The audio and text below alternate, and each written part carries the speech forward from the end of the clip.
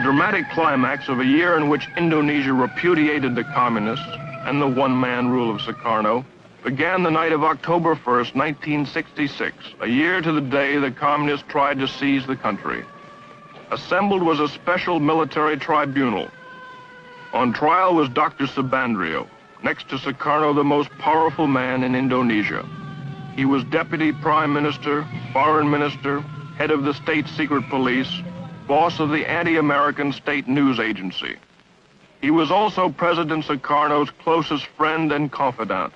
His trial was particularly significant because it helped establish that Sukarno himself clearly had a role in the communist coup. It was Sukarno who protected Subandrio in the palace after the coup attempt. When students ransacked Subandrio's foreign office and discovered correspondence between him and Red China's foreign minister Chen Yi planning the coup, they stormed the palace, threatening to behead Subandrio. Only then was he imprisoned. The charges against him include treason and conspiracy. The evidence showed Subandrio helped the 3 million-strong Communist Party, its initials PKI, to plot and carry out the coup, including the mass murder of Indonesia's military high command.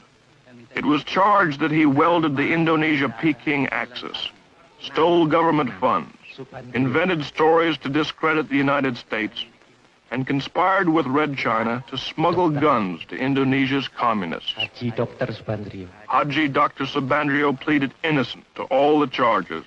He was found guilty and sentenced to death.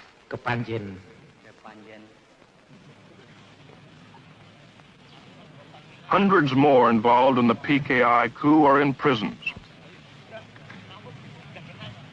Painstaking interrogations have pieced together the incredible plot.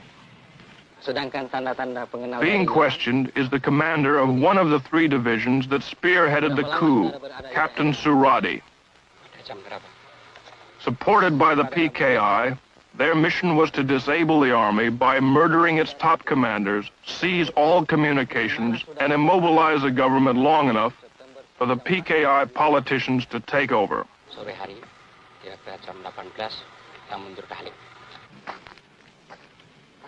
The cells on death row are filled with the plotters.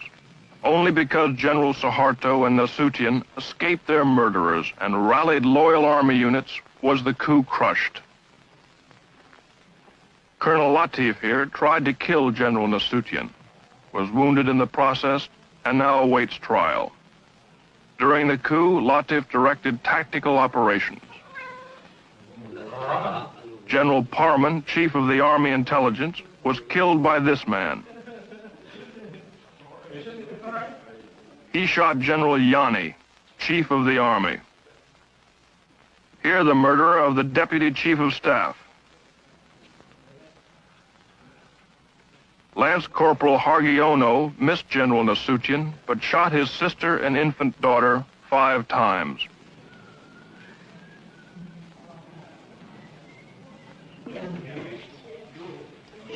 Terror and bestiality was a calculated part of the PKI plan.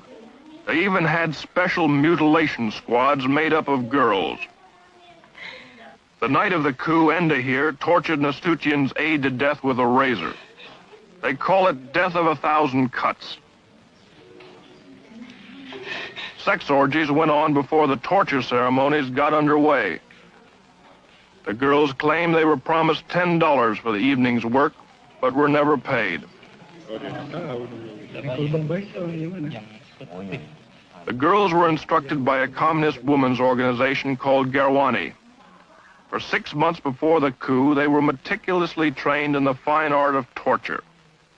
They were even given 4 innocent human victims to practice on.